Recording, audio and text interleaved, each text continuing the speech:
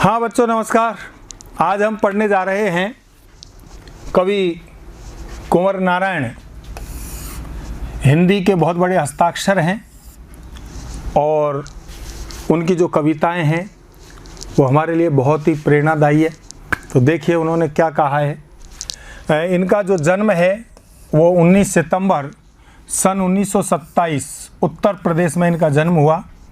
प्रमुख रचनाएं हैं चक्रव्यूह 1956, परिवेश, हम तुम, अपने सामने, कोई दूसरा नहीं, इन दिनों काव्य संग्रह, आत्माजयी प्रबंध काव्य, आकारों के आसपास कहानी संग्रह है, आज और आज से पहले समीक्षा है, मेरे साक्षात्कार सामान्य।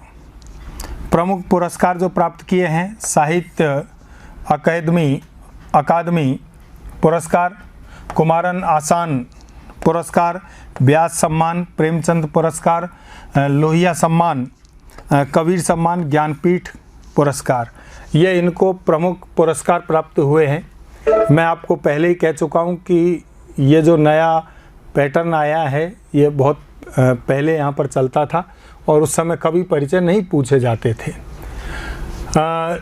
न जाने कब से बंद, एक दिन इस तरह खुला घर का दरवाज़ा, जैसे गद्द से ढकी एक पुरानी किताब। आप जानते हैं घर बंद होता है, जब दरवाज़ा खुलता है तो क्या होता है, किताबें रखी रहती है, उन पर धूल छा जाती है। ऐसे ही हमारे जीवन पर यदि जीवन स्थिर हो जाए तो जीवन पर भी धूल छा जाती है। आप इसको अलग अलग प्रसंगों में इसको क्या कर सकते हैं, इस पर विचार कर सकते हैं, सोच सकते हैं। पढ़ेंगे नहीं तो आप जानते हैं दिमाग पर भी धूल छा जाएगी, हम भूल जाएंगे। गर्द से ढकी हर पुरानी किताब खोलने की बात कहने वाले कुंवर नारायण ने सन 1950 के आसपास काव्य लेखन की शुरुआत की। 1950 में उन्होंने कविता के अलावा चिंतन परक लेख भी लिखे, कहानियाँ लिखी और सिनेमा तथा अन्य कलाओं पर समीक्षाएं भी लिखी हैं। किंतु कविता की विधा को उनके सृजन कर्म में हमेशा प्राथमिकता प्राप्त रही। नई कविता के दौर में जब प्रबंध काव्य का स्थान प्रबंधत्व की दावेदार लंबी कविता लेने लगी, तब कुंवर नारायण ने आत्मजयी जैसा प्रबंध काव्य रचकर भरपूर प्रतिष्ठा प्राप्त की। आलोचक मानते हैं कि उनकी कविता में व्यर्थ का उलझाव, अखबारी सतहीपन और वैचारिक धुंध के बजाय संयम, परिष्कार, शुद्ध और साफ सुथरापन है। यानी अन्य कवियों ने जिस तरीके की जो कविताएं लिखी, जो रचनाएं लिखी, वो ऐसी थी, बहुत सोचना पड़ता है, समझना पड़ता है, गूढ़ बातें लिखी है, भाषा को क्या किया है, जटिल बनाया है। इन्होंने सहज भाव में, सहज भाषा में अपनी बात को कहा है। ज़्यादा घुमाना फिराना इनको क्या नहीं है, बिल्कुल पसंद नहीं है। तो अपनी सरल भाषा में इन्होंने कहा है, भाषा और विषय की विविधता उनकी कविताओं के विशेष गुण माने जाते हैं। उनमें यथार्थ का खुरदरापन यानी वास्तविकता है। वास्तविक चीज़ क्या होती है, खुरदरी होती है, मुलायम नहीं होती, चिकनी नहीं होती, उसको वास्तविक चीज़ को अपनाना कठिन होता है भी मिलता है, और उसका सहज सौंदर्य भी। सीधी घोषणा है और फैसले उनकी कविताओं में नहीं मिलते, क्योंकि जीवन उनके मुकम्मल तौर पर समझने वाला एक खुलापन उनके कवि स्वभाव की मूल विशेषता है। अर्थात इन्होंने अपने जीवन जो है उस जीवन के भाव को सहज रूप से समझाने का क्या किया है, प्रयास किया है।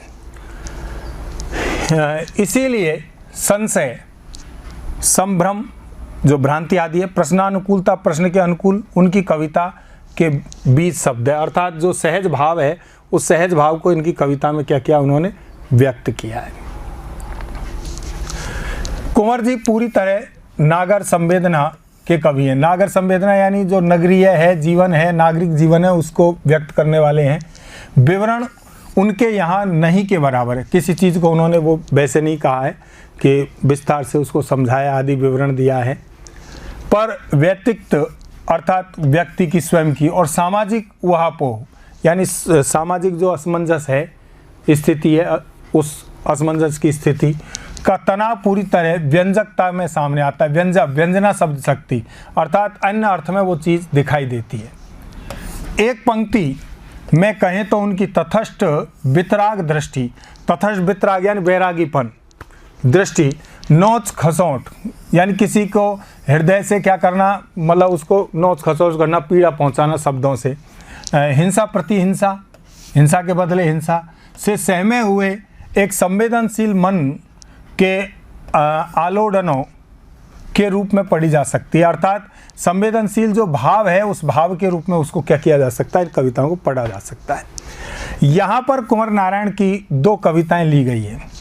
पहली कविता है कविता के बहाने, जो इन दिनों संग्रह से ली गई है। ये ध्यान रखने की बात है, ये कविता है कविता के बहाने, ये किससे ली गई है, इनका इन दिनों नाम का कविता संग्रह है उससे ली गई है। आज का समय कविता के वजूद को लेकर आशंकित है। वजूद कहते हैं अस्तित्व को लेकर। आप जानते हैं आज का समय कविता के अस्तित्व को लेकर आशंकित क्यों है, क्योंकि आज का जो समय है वो विज्ञान का समय है, लोगों के पास समय नहीं है। आप जानते हैं आज के युग में तो ये स्थिति बनी हुई है कि 4 लोग एक कमरे में बैठे हुए हैं और चारों ही अपने मोबाइल में मस्त हैं। और स्थिति ये आ रही है कि आप जानते हैं कि एक आदमी को बगल में बैठे हुए व्यक्ति से कुछ कहना है तो वो सीधा नहीं कह करके व्हाट्सएप पे मैसेज भेज रहा है कि चल 1 गिलास पानी लिया। ये स्थिति आज के युग की। अब लोगों के पास समय नहीं है। अब ऐसी स्थिति में आप जानते हैं कविता को पढ़ना, पढ़ाना, उनकी रचना करना, तो इसका मतलब यह है कि जो कविता है उसका वजूद, जो अस्तित्व है वो ही मिट जाएगा। अन्यथा आप जानते हैं, यूँ कहते हैं जहाँ न पहुँचे रवि वहाँ पहुँचे कवि, और कवि समाज का नव निर्माता होता है, समाज का नया निर्माण करने वाला होता है। लेकिन आप जानते हैं वर्तमान परिप्रेक्ष्य में ऐसी स्थिति नहीं है, तो उस पर कवि ने क्या किया है, अपनी पीड़ा को व्यक्त किया है। तो वजूद को लेकर आशंकित है, शक है कि यांत्रिकता इस मशीनी युग के दबाव से कविता का अस्तित्व नहीं रहेगा। ऐसे में यह कविता की अपार संभावनाओं को टटोलने का एक अवसर देती है। यानी कविताओं की क्या संभावना है, क्या हो सकता है इससे। कविता के बहाने यह एक यात्रा है जो चिड़िया, फूल से लेकर बच्चे तक की है। इस कविता में इन चीज़ों को बताया है। एक और प्रकृति है, दूसरी ओर भविष्य की ओर कदम बढ़ाता बच्चा है। कहने की आवश्यकता नहीं है कि चिड़िया की उड़ान की सीमा है, फूल के खिलने के साथ उसकी परिणति यानी बदलना निश्चित है। आप जानते हैं चिड़िया उड़ती है तो यहाँ से वहाँ, यहाँ एक सीमित क्षेत्र में उड़ती है। फूल भी आप जानते हैं कि खिलता है और खिल करके धीरे धीरे खूब फूल हो जाता है, फिर मुरझा के टूट जाता है, तो उसका बदलना निश्चित है। लेकिन बच्चे के सपने असीम है, उनकी कोई कल्पना सीमित नहीं होती। बच्चों के खेल में किसी प्रकार की सीमा का कोई स्थान नहीं होता। कविता भी शब्दों का खेल है और शब्दों के इस खेल में जड़, चेतन, अतीत, बीता हुआ समय, वर्तमान और भविष्य सभी उपकरण मात्र हैं। इसलिए जहाँ कहीं रचनात्मक ऊर्जा होगी वहाँ सीमाओं के बंधन खुद ब खुद टूट जाएंगे। सीमा को आप जानते हैं, रचनात्मक कार्य होंगे तो सीमाएं समाप्त हो जाएंगी, चाहे वे घर की सीमा हो, भाषा की सीमा हो या फिर समय की सीमा क्यों नहीं हो।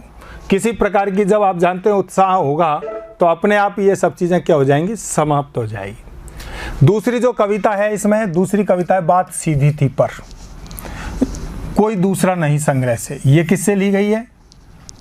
बात सीधी थी पर कविता कोई दूसरा नहीं संग्रह से संकलित है। कविता के कथ्य यानी कथन और माध्यम के द्वंद्व उकेरते हुए यानी उनको बताते हुए भाषा की सहजता की बात की गई है। हर बात के लिए कुछ खास शब्द नियत होते हैं। आपको पता है हर बात कहने के लिए कोई न कोई शब्द निश्चित है। अब उसके पर्यायवाची शब्द लिखेंगे तो भाव बदल जाएगा, अर्थ का अनर्थ हो जाएगा। ठीक वैसे ही जैसे हर पेच के लिए एक निश्चित खांचा होता है। पेच जानते हैं ना आप, दीवार में छेद करते हैं तो उसके लिए दीवार में ड्रिल मशीन से छेद करेंगे, फिर उसमें हम क्या डालेंगे, गिट्टी डालेंगे, और गिट्टी डाल करके फिर उसमें पेच है तो उसका एक निश्चित क्या होता है, नाप होता है कि इतने नंबर का ही आएगा। अब यदि ज़बरदस्ती छोटा बड़ा करेंगे तो वो सिस्टम से ही नहीं बैठेगा। निश्चित खांचा होता है। अब तक जिन शब्दों को हम एक दूसरे के पर्याय के रूप में जानते रहे हैं, उन सब के भी अपने विशेष अर्थ होते हैं। अच्छी बात या अच्छी कविता का बनना सही बात का सही शब्द से जुड़ना होता है, और जब ऐसा होता है तो किसी दबाव या अतिरिक्त मेहनत की ज़रूरत नहीं होती, वह सहूलियत के साथ हो जाता है। यानी सहज रूप से वो सब चीज़ें क्या होती है, हो जाती है।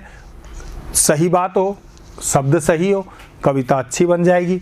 इन चीज़ों को कवि ने इस कविता में समझाने का प्रयास किया है, जिसे हम पढ़ेंगे कब, कल पढ़ेंगे। फिर मिलते हैं अगले वीडियो में, तब तक के लिए नमस्कार।